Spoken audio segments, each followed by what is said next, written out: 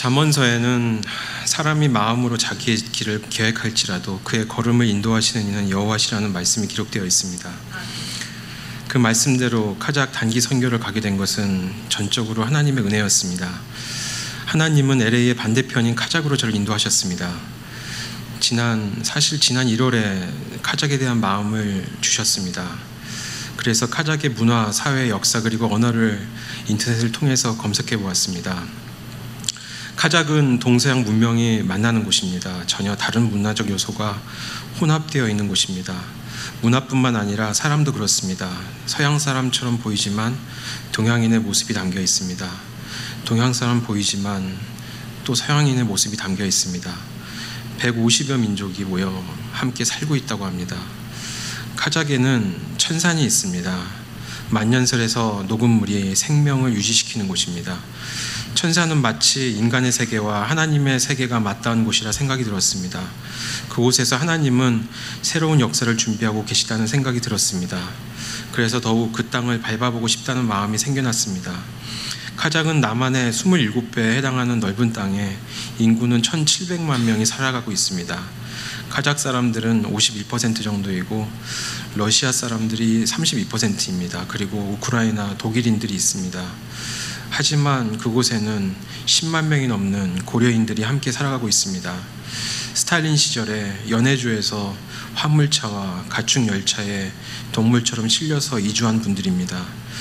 동양인인 듯 하지만 분위기는 서양인 같은 외모였습니다. 어찌 보면 히스패닉 같고 어찌 보면 아랍인 같고 어찌 보면 몽고 사람처럼 얼굴이 동글동글합니다. 그러나 키가 훨씬 크고 얼굴은 작았습니다. 구소련의 잔재가 많이 남아 있었지만 소련의 시스템이 그대로 사회에 이식되었으나 의식은 여전히 동양적 요소가 강했습니다. 저는 선교팀원들보다 늦게 동양인이 거의 없는 영국 비행기를 타고 영국 공항을 경유하여 카작으로 들어갔습니다.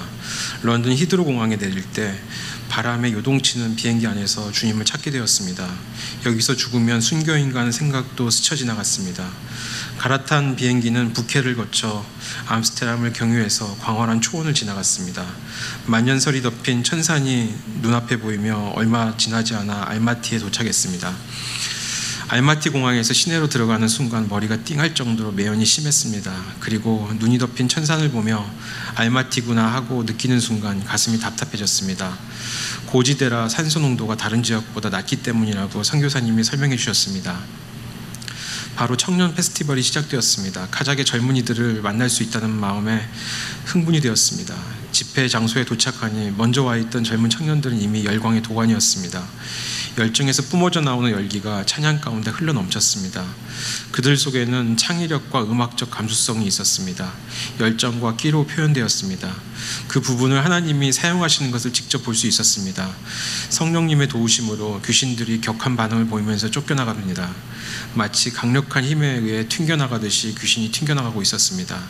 고승희 목사님께서 전하시는 말씀이 통역으로 전달되었지만 그들의 상한 마음을 어루만지시고 치유하셨습니다. 분명 성령님의 은혜였습니다. 특별히 강제 이주되어 이곳에 와 일본인 스파이 취급을 받으며 모진 고생을 했던 고려인 그들의 후손을 통해서 하나님은 일하고 계셨습니다. 무엇보다도 먼저 언어의 소통이 그들을 통해 이루어지고 있었습니다. 얼굴은 동구권 특유의 정직된 모습이었습니다. 그러나 아멘을 하는 그들의 모습을 보면서 성령님께서 역사하시는 것을 느낄 수 있었습니다. 꼭 한국의 70년대 부흥의 불길을 보는 듯 했습니다. 타오르는 열정을 주체 못하던 저의 대학 시절도 생각나게 했습니다. 그 드넓은 초원을 달리던 이곳 사람들에게 복음이 뿌려질 때 이들을 통해 폭발적으로 역사하실 하나님의 역사가 기대되었습니다.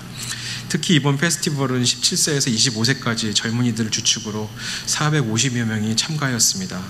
저는 부모와 자녀의 관계라는 선택 강의를 맡았습니다. 제가 대학생이라도 별로 재미있어 보이지 않은 강의였습니다. 그러나 순종하는 마음으로 최선을 다해 준비했습니다. 강의를 준비하며 제가 도리어 큰 은혜를 받았습니다. 강의를 하면서 놀란 것이 있습니다. 점심시간 후에 진행되었던 강의임에도 불구하고 어느 누구도 졸지 않았다는 것입니다. 그리고 심지어 내용을 적는 형제 자매들도 있었습니다. 나에게 10대 후반, 20대 초반인 그들의 그 모습 속에 카작의 미래가 있었습니다. 저는 얼마 전 중국 선교를 다녀왔습니다. 왜 하나님이 거의 비슷한 시간에 중국과 카작의 복음의 현장을 보여주셨을까 고민하게 됩니다. 답을 얻었습니다. 하나님께서는 일하시는 것을 보고 깨닫게 하기 위함이라는 생각이 들었습니다. 하나님이 일하시는 자리에 동참하기를 바라는 주님의 마음이 느껴졌습니다. 저희 가정은 머지않아 한국으로 들어가게 됩니다. 한국으로 돌아가는 것이 바로 중국이나 카자흐스탄 더 가까이 더 간절하게 기도하기를 원하신다는 것을 알게 되었습니다. 질병을 유발시킨 현지의 식생활 습관이 보이기 시작했습니다. 내 백성이 정말 지식이 없어서 망한다는 생각이 절로 나아 안타까웠습니다. 복음 전파를 위해 수고하셨던 종들에게 건강의 회복과 안식이 필요하다는 것이 보였습니다. 그들을 위로할 손길이 필요함도 느끼게 되었습니다. 역사의 현장에 동참하는 것도 귀한 것이지만 그 무엇보다도 보이지 않는 곳에서 싸우는 여호수아를 위해 기도하던 모세처럼 현장에서 수고하시는 선교사님들을 위해 기도의 자리에 서는 것이 또한 중요함도 알게 되었습니다. 카자흐인들 그리고 그 땅의 고려인들 위해 가장 무시하고 천대를 받았던 고려인들이었습니다. 하나님께서 그 사람들을 통해서 역사하시며 또 그분들을 사용하시어 하나님의 역사를 이루어가고 계신다는 것을 알게 되었습니다. 이곳에서 예루살렘까지는 멀지 않습니다. 그 복음의 역사에 동참하는 아름다운 교회가 얼마나 행복한지 다시금 감사했습니다. 물질과 기도를 후원해 주신 성도 여러분들께 감사드립니다. 모든 영광을 주님께 올립니다.